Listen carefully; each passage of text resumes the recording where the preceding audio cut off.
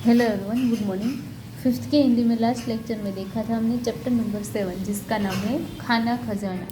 तो इसके अंदर होमवर्क के अंदर आपको दिया हुआ था कि चीज़ें जो है करेला, सेब, आम, जलेबी और आइसक्रीम, तो ये चीज़ें आपको अच्छी लगती है, मतलब कि आपका लाइक डिसलाइक, और आपको बिल्कुल नहीं खाएंगे, तो ये बॉक्स जो है वो होमवर्क में दिया हुआ था।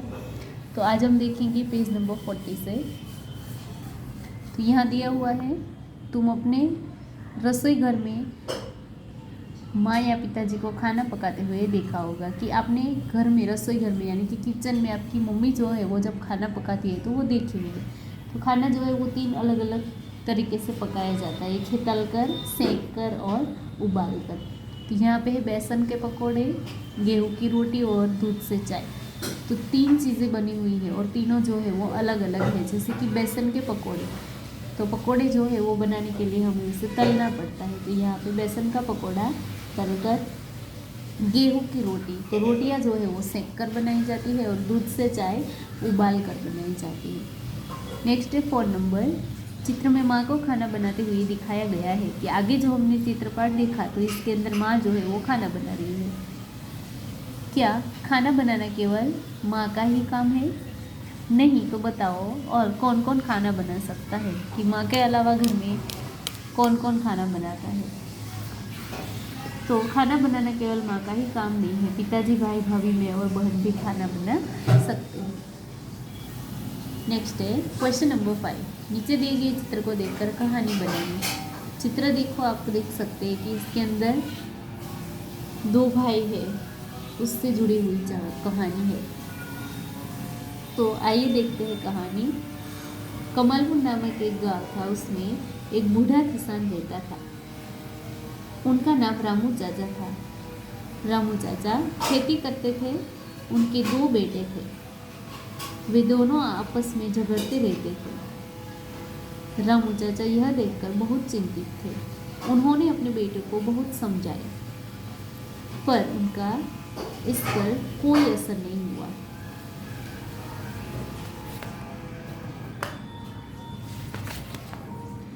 एक दिन रामू चाचा को इस समस्या का एक उपाय सूझा। उन्होंने अपने दोनों बेटों को बुलाया और बड़े बेटे को लकड़ियों का एक गट्ठर लाने के लिए कहा। तो यहाँ पे देखो, बड़ा बेटा जो है वो लकड़ियों का गट्ठा लेके आ जाता है। रामू चाचा ने दोनों को गट्ठर खोलकर एक एक लकड़ी तोड़ने के लिए कहा। दोनों लड़कों ने आसानी से एक एक लकड़ी तोड़ दी। अब दोनों बेटों को लकड़ियों का गट्ठर बारी बारी से तोड़ने को कहा। दोनों लड़कों ने खूब ताकत लगाई, लेकिन लकड़ियों का गट्ठर नहीं तोड़ सके। रामू चाचा ने उन्हें सीख देते हुए कहा, तुम दोनों मिलजुल कर रहोगे तो मजबूत बनोगे और लड़ते रहोगे तो कमजोर बनोगे। उसी दिन से दोनों भाई मिलजुल कर रहने लगे। रामू चाचा की खुशी का ठिकाना न रहा। तो यह कहानी जो है उसे हम शीर्षक दे सकते हैं, एकता में बल है। यानी कि अगर हम अकेले होंगे तो हम कमज़ोर होंगे, लेकिन अगर हम साथ में मिलजुल कर रहेंगे तो इन लकड़ियों के जैसे ही समूह में रहेंगे तो हमें कोई भी नहीं तोड़ सकता है। नेक्स्ट है यहाँ पे स्वाध्याय क्वेश्चन नंबर 1। दोनों चित्र ध्यान से देखिए। चित्र में 10 अंतर है कि यहाँ पे आपको 2 चित्र दिए हुए हैं, तो दोनों ही चित्र में कितना अंतर है? 10 अंतर है। उन्हें ढूंढकर लिखिए और चित्र में मन चाहा रंग भरिए। कि जो इसके अंदर अलग चीज़ें हैं उसे ढूंढिए और लिखिए। तो चित्र को अगर हम ध्यान से देखेंगे तो सबसे पहले जोकर के सिर के आसपास 2 पीले गोले हैं, जबकि यहाँ पे जोकर के सिर के आसपास सिर्फ एक ही पीला गोला है। जोकर के सिर की दाहिनी ओर लाल गोला है और यहाँ पे जोकर के सिर की बाहिनी ओर लाल गोला है, ये वाला। नेक्स्ट है, जोकर के पेट के ऊपर 4 लाल गोले हैं यहाँ पे, और जोकर के पेट के ऊपर 3 लाल गोले हैं। नेक्स्ट है, जोकर के पेट के ऊपर नीला गोला है और जोकर के पेट के ऊपर नीला गोला नहीं है, यहाँ पे बीच में और यहाँ पे नहीं है। जोकर के पेट के ऊपर दाहिनी ओर लाल पॉकेट है, यहाँ पे देखो लाल कलर का पॉकेट, जबकि जोकर के पेट के दोनों ऊपर नीले पॉकेट है। दोनों ही जूते नीले रंग के हैं, यहाँ पे दोनों ही जूते लाल रंग के हैं। जूतों के तलवे सफ़ेद रंग का है यहाँ पे, और जूतों के तलवे यहाँ पे लाल रंग के हैं। पहिया लाल रंग का है, जबकि यहाँ पे पहिया नीले रंग का है। चोपर की टोपी में काला गोला दिखता है, यहाँ पीछे देख सकते हैं आप काला गोला, जबकि यहाँ पे टोपी में सफ़ेद गोला दिख रहा है। जोकर की कमर में हरा पट्टा है, तो दूसरे चित्र में नीला पट्टा है। गले में लाल पट्टा है, तो यहाँ पे गले में नीला पट्टा है, ये वाला। गले में पट्टे के ऊपर 5 नीले गोले हैं और यहाँ पे लाल नीले गोले हैं। अभी है पढ़िए, समझिए और लिखिए।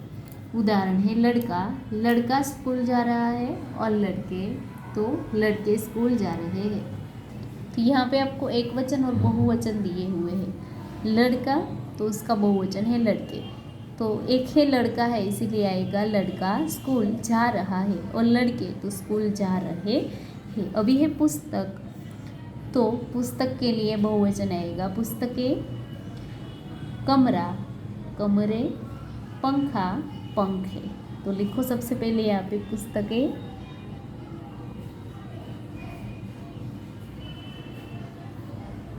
कमरे और पंखे। चलो अभी पुस्तक के लिए सेंटेंस। मेरे पास एक पुस्तक है।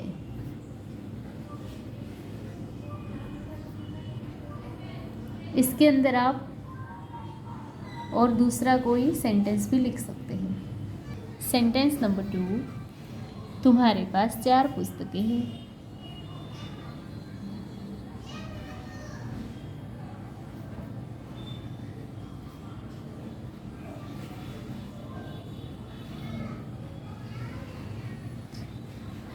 नेक्स्ट है कमरा, वह एक कमरा खाली है।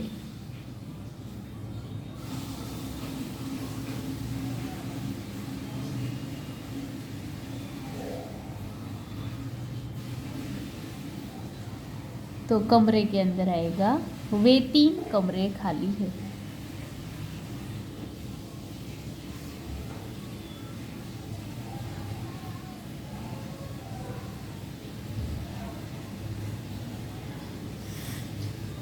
पंखा, एक पंखा चल रहा है।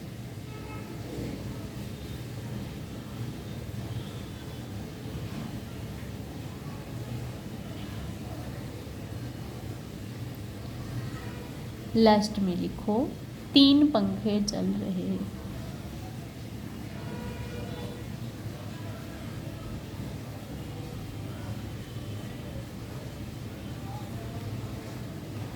आंसर अपनी टेक्स्ट बुक में फिलअप कर लो।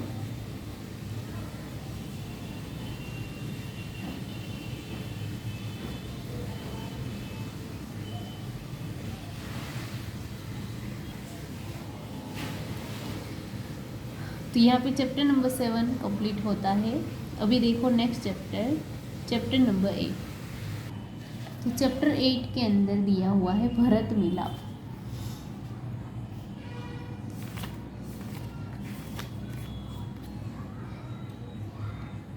तो यहाँ पे हमें रामायण जो है उसका एक प्रसंग दिया हुआ है कि रामायण जो है इसके अंदर जो भगवान राम है और उसको जो वनवास दिया जाता है, तो वनवास का जो प्रसंग जो है वो एक यहाँ पे आपको दिया हुआ है कि इसके अंदर दोनों भाई है भरत और राम। तो उसके बीच में हो रहे हैं संवाद और उसके बीच में कितना प्यार है उसके बारे में आपको दिया हुआ है। तो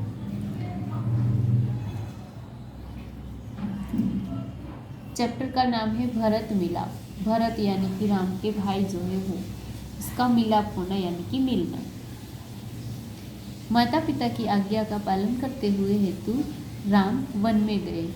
कि माता पिता की आज्ञा का पालन करने हेतु यानी कि जो उसके माता पिता ने जो उसे आज्ञा दी थी, जो सूचना दी, उसे पूरा करने के लिए वो वन में जाते हैं। क्योंकि राम जो है उसे अपने पिता की ओर से वनवास जो है वो दिया जाता है। इसीलिए जो राम जो है वो अपने माता पिता की आज्ञा का पालन करते हैं और राम वन में जाते हैं। उनके साथ सीता भी गई। तो राम के साथ जो सीता जी जो है, जो कि उसके धर्मपत्नी है, तो वो भी उसके साथ जाते हैं। भरत को इस बात का पता चलने पर वे अयोध्या से सिंहासन पर नहीं बैठे।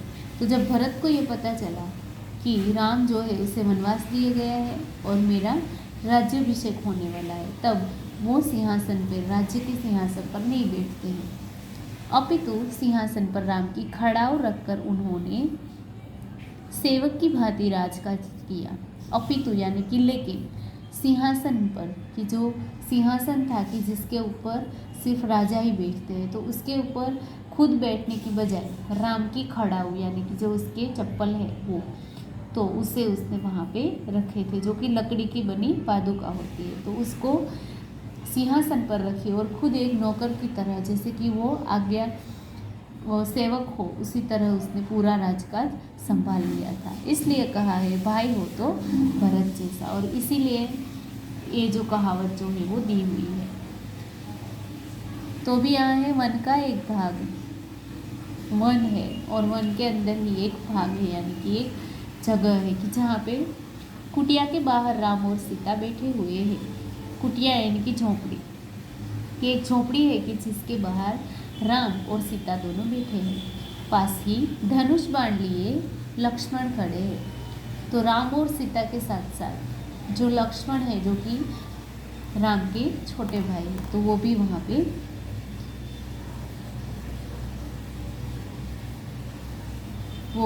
गए थे। तो राम और सीता बैठे हैं और लक्ष्मण जो है वो खड़े हैं। तो इसके अंदर आपको अलग अलग दृश्य दिए हुए हैं, कि दो दृश्य दिए हैं। सबसे पहला दृश्य, राम ने कहा भाई लक्ष्मण जरा देखो तो यह आवाज़ कहाँ से आ रही है। वहाँ पे कुछ आवाज़ आती है कि जिससे राम जो है वो लक्ष्मण को कहते हैं कि देखो कि ये आवाज़ जो है वो कहीं से आ रही है। लक्ष्मण ने इधर उधर देखकर, प्रभु सामने से कुछ लोग आते दिखाई दे रहे हैं।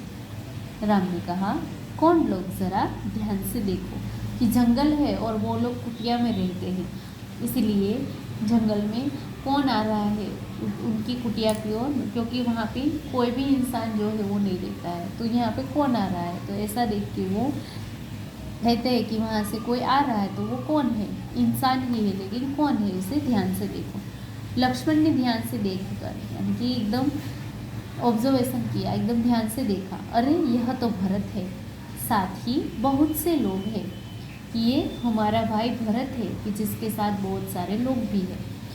हमें सावधान हो जाना चाहिए, शायद वे लोग लड़ने के लिए आ रहे हैं। कि लक्ष्मण को लगता है कि हम वनवास में आ गए हैं और भरत जो है उसका राज्याभिषेक हुआ है, तो भरत जो है वो शायद पूरी सेना को लेके हमारे साथ लड़ने के लिए आया है, और इसीलिए वो कहता है कि हमें सावधान हो जाना चाहिए, यानी कि हमें उससे चेतना चाहिए। राम ने कहा हंसते हुए, भाई लक्ष्मण तुम तो बिना बात शक करने लगते हो, इतने वर्ष साथ रहकर भी भरत को नहीं पहचाना कि हम लोग भाई हैं, लेकिन तुम उसे नहीं पहचान पाए, कि उसके ऊपर शक करना सही बात नहीं है, क्योंकि वो भरत है और उसे तुम नहीं पहचानते। लक्ष्मण ने उत्तेजित होकर कहा, पहचाना क्यों नहीं, उसी माँ का तो बेटा है जिसने वनवास दिलाया। उत्तेजित होकर यानी कि गुस्से में आकर, कि भरत को एकदम से गुस्सा हो जाता है वो, और कहता है कि वो उसका ही बेटा है कि जिसकी माँ ने आपको वनवास दिया है। सीता ने कहा, इसमें बेचारे भरत का क्या दोष है, लक्ष्मण ने कहा, लीजिए, सब लोग इधर ही आ रहे हैं। कि सीता जो है वो भी भरत को बेगुनाह मानती है, इसीलिए अभी इन तीनों के बीच में जो हो रही बातचीत जो है वो खत्म होती है और भरत जो है वो वहाँ पे आ पहुँचते हैं। तो इसके बाद नेक्स्ट लेक्चर में हम देखेंगे दृश्य को।